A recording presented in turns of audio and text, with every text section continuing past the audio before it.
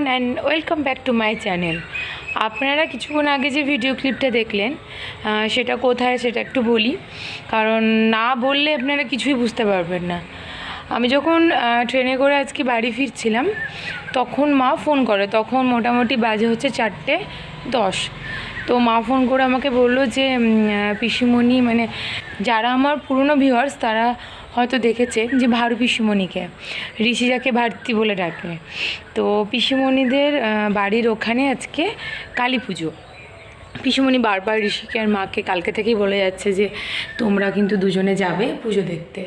তো তার জন্য ঋষি আর মা দুজনে বিকেলবেলাতেই আমাকে ফোন করে তখন সেটাই বললো আর কি, যে আমরা দুজনে আজকে যাচ্ছি ওখানে পুজো দেখতে। তো তুই যদি পারিস আসার সময় তাহলে ওখানে নেমে যাস। আমি যখন স্টেশন থেকে বাড়ি আসি তার মাঝেই যেখানে পুজোটা হচ্ছে ওই জায়গাটা পড়ে।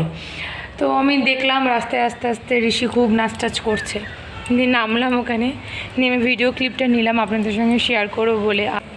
তো তারই ভিডিও ক্লিপটা এতক্ষণ ধরে আপনারা দেখলেন। তো গান চললে ঋষি ভীষণ নাচ করতে ভালোবাসে। তারপরে আমি বাড়ি চলে আসলাম আবার টোটো ধরে। মা, আমি, ঋষি তিনজনই একটা টোটোতেই ছিলাম। তো মা বললো যে ঋষির ভাইয়ের বাড়ি, মানে আমার কাকিমার বাড়ি যাবে।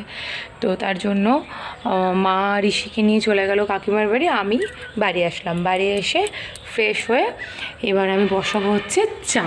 তো ভাবলাম চাটা করতে করতেই আপনাদেরকে আপডেটটাও দিয়ে দিই, ব্লগটাকেও স্টার্ট করি। ব্লগ যদিও অলরেডি স্টার্ট হয়ে গেছে ঋষির নাচ দিয়ে আজকে, তবুও ইন ডিটেলসটা না বললে একটু ধোঁয়াশার মধ্যে থেকে যেতেন। তো তার জন্যই ডিটেলসটা বললাম। আর এদিকে গ্যাসটাকেও অন করলাম, এদিকে চাটা হোক। তা করতে করতে আমি আপনাদেরকে আমাদের বাগানের একটা পরিচিত মানে খুব পরিচিত একটা ফুল, আর একটা খুব অপরিচিত বলবো না, কিন্তু মোটামুটিভাবে এই ফুলটা অনেকের কাছেই অপরিচিত। তো ওই দুটো ফুলই ফুটেছে, তা আপনাদের সঙ্গে আমি একটু শেয়ার করতে চাই আজকে আমার ব্লগে। তো চলুন দেখে নিন, কিন্তু ভাবছি কোনটা আগে দেখাবো, পরিচিতটা না অপরিচিতটা? পরিচিতটাই দেখাই আগে, চলুন। এই ফুলটার কথাই বলছিলাম, যেটা আমাদের কাছে খুব পরিচিত, গন্ধরাজ ফুল। গন্ধের দিক থেকে সত্যি রাজা। সন্ধ্যের সময় বাড়িটা একবারে মোমো করে। 3টে ফুল ফুটেছে, মানে 3টে, মানে 2টো পুরোপুরি ফুটে গেছে আর একটা এখনও সম্পূর্ণ ফোটেনি। আমি আপনাদেরকে এই জন্যই বললাম এই গাছটা দেখাবো, তার কারণটা হচ্ছে গাছটার সাইজটা শুধু দেখুন। দেখুন এইটুকু গাছ, তার মধ্যে শুধু কুড়ি দেখুন, এই যে কুড়ি ভর্তি, মানে প্রত্যেকটা ডালে আর কি ভর্তি করে কুড়ি।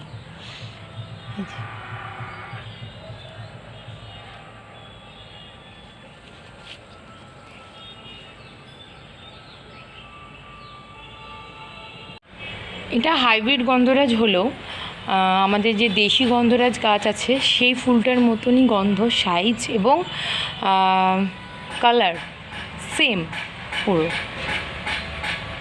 শুধু এটার সবথেকে যেটা ভালো গুণ সেটা হচ্ছে ছোট্ট একটা গাছ, তার মধ্যে প্রচুর ফুল। যাদের বাড়িতে জায়গা খুব কম, ভাবছেন টবে লাগাবো, তারা কিন্তু এই ধরনের গাছ বাড়িতে লাগাতেই পারেন। তো আমাদের খুব পরিচিত গাছটা তো আমি দেখালাম। আমার ওইদিকে দুধ প্রায় ফুটে যাচ্ছে, তো আমি চা পাতা চিনিটা দিয়ে চাটা রেডি করে নিই। তবে চা খেতে খেতে খুব একটা পরিচিত নয় এরকম একটা ফুলের গাছের সঙ্গে আজকে আপনাদেরকে পরিচয় করাবো।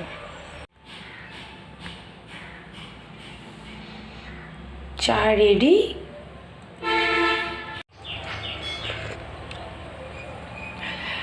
এই ফুল গাছটা দেখার আগে আপনারা সবাই একবার ঘন্টা, মানে পুজোর সময় যে ইউজ হয় ঘন্টা, সেই ঘন্টাটা কেমন দেখতে হয় এটা একটু ভাবুন। ভাবা হয়ে গেছে আই থিঙ্ক। চলুন এবার ফুলটাকে একবার দেখুন।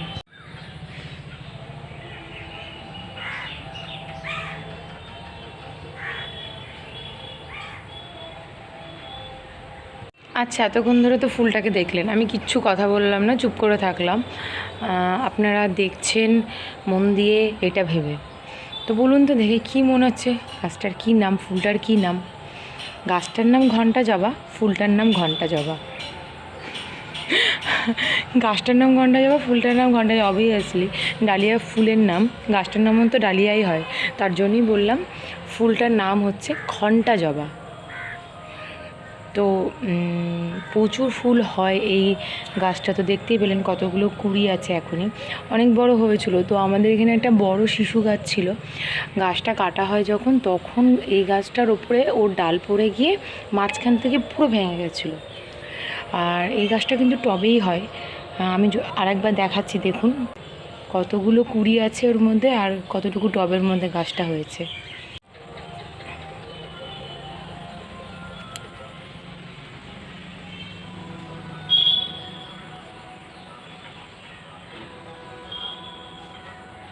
ওপরে ছাদে গিয়ে একটু বসবো ভাবছিলাম, যেটা আমি বললামই কিছুক্ষণ আগে আপনাদেরকে। তারপরে যেতে যেতে আমি আবার ঘুরে আসলাম। মাথাতে আসলে কালকে কি পরে যাবে সেটা তো ঠিক করে রাখিনি, আর ঋষি চলে আসলে ব্যাস হলো।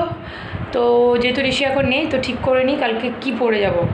কালকে যদিও শাড়ি পরে যাওয়া নেই স্কুলে, কালকে সালোয়ার পরে যেতে হবে। তো দেখি কোনটা পরে যাই, বার করি। কালকে আমি এই সালোয়ারটা পরে যাচ্ছি, আর এই সালোয়ারটা আমি পরতে চাই না, এটাকে আমি খুব যত্ন করে আলমারিতে ভরে রেখেছিলাম, কিন্তু জানি না কেন কালকে আমার এটাই পরতে ইচ্ছা হচ্ছে। তো তার জন্য আমি এটাকে আবার বার করলাম।